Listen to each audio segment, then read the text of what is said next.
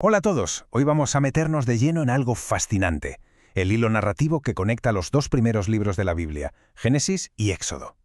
Apoyándonos en varios comentarios teológicos, vamos a descubrir cómo una única y potentísima historia une la creación de todo con la liberación de un pueblo entero. Y aquí está la gran pregunta, ¿no? ¿Cómo es posible que la historia de los orígenes de la humanidad termine conectando con el rescate espectacular de toda una nación?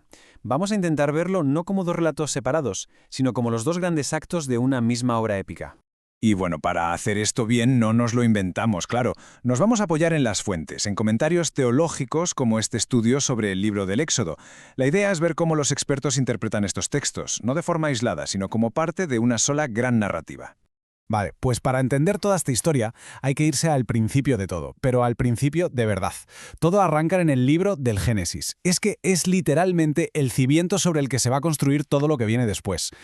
Es que fijaos, el propio nombre ya nos lo está chivando todo. Génesis es una palabra griega que significa origen o principio, y de eso va este libro, de las raíces.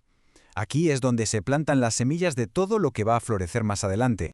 En estas páginas vemos el origen del universo, de la humanidad, pero, y aquí viene lo importante para lo que estamos contando, también es el origen del gran conflicto. Aquí es donde entran en escena el pecado y la muerte, y con ellos la necesidad de un plan de rescate, o sea, de una redención. Bueno, pues aquí es donde todo se tuerce. Es el giro de guión. Se introduce el problema central. Esa gran pregunta que va a mover toda la trama. Oye, ¿cómo se arregla un mundo que ha empezado a romperse? O sea, lo que pasa al principio del Génesis no es una anécdota sin más, Para nada.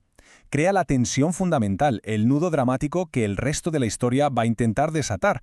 Es básicamente el problema que exige a gritos una solución. Pero lo más alucinante, lo que subrayan los comentarios, es esto. La solución nace justo en el mismo momento que el problema. No hay un tiempo de espera. En el instante en que la humanidad cae, el plan para levantarla ya está en marcha. Entonces, una vez planteado el problema, la narrativa cambia de tercio. Nos movemos hacia el inicio de la solución. El foco se pone ahora en la primera luz de esperanza, un pacto, una promesa hecha a un solo hombre. Y aquí lo tenemos, el punto de inflexión. Se nos presenta a Abraham. Él es la figura clave, la persona a través de la cual va a empezar a desplegarse todo ese plan de redención. Podríamos decir que él es el origen de la esperanza en esta historia. Y ojo, fijaos en la escala de esta promesa. No estamos hablando de algo pequeño, Es algo, bueno, casi cósmico, incontable. Y esta escala es clave porque está preparando el terreno para el contraste brutal que está a punto de llegar. Y claro, como en toda buena historia, llegamos al momento más oscuro. El punto más bajo. Ese momento en que la esperanza se da de bruces con una realidad que parece gritar justo lo contrario. La promesa parece rota, olvidada. Es que el contraste es brutal, no hay otra palabra. Por un lado, la promesa de ser una nación inmensa y libre, y por otro lado, la cruda realidad, un pueblo de esclavos en Egipto. ¿Cómo se come esto? Pues esa tensión es la que nos lleva de cabeza al libro del Éxodo. De hecho, los comentarios usan palabras muy concretas para que nos hagamos una idea del percal. No es una esclavitud abstracta, es el día a día. Es la dura servidumbre, argamasa y ladrillos. Te lo puedes imaginar perfectamente. A ver, ¿y por qué pasa esto? Pues las fuentes nos cuentan que todo se lía porque llega un nuevo faraón que básicamente les tiene miedo. Ve que son muchos y se asusta. Una lógica muy humana, la del miedo, que sin que él lo sepa está poniendo la primera pieza para una intervención divina. Y justo aquí, en este pozo, es donde empieza el clímax. Entramos de lleno en el libro del Éxodo, que es ni más ni menos la respuesta a esa prueba. Es el momento en el que esa promesa hecha siglos atrás por fin entra en acción. Es que la palabra clave del Éxodo, la que lo define todo, es redención. Y redención no es solo un rescate, es algo más. Es la idea de recomprar la libertad, de pagar un precio para liberar algo que estaba cautivo. Es la palabra que resuelve el conflicto que se planteó en el Génesis. Y aquí se ve un choque de trenes fascinante. Por un lado, tienes al faraón, con su lógica humana, movido por el miedo, intentando controlar la situación.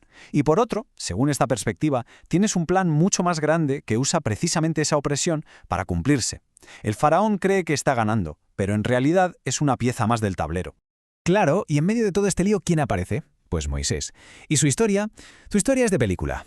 Es una cadena de sucesos totalmente improbables. Salvado de morir ahogado, criado en el palacio de su propio enemigo, exiliado en el desierto. Cada paso de su vida parece una preparación para lo que está por venir. Y entonces llega la declaración, el momento que lo cambia absolutamente todo. Esa voz que sale de la zarza y que conecta directamente con el sufrimiento del pueblo. La redención no es un plan lejano, es una respuesta directa y personal a un dolor real. El he visto la aflicción se convierte en he descendido para librarlos. Así que, si damos un paso atrás y miramos el cuadro completo, el arco narrativo es que es clarísimo. El Génesis nos da la creación, el conflicto y la promesa, y el Éxodo nos pone sobre la mesa la prueba de esa promesa y su increíble cumplimiento en la redención. No son dos libros, es una sola historia con un principio y un final perfectamente conectados.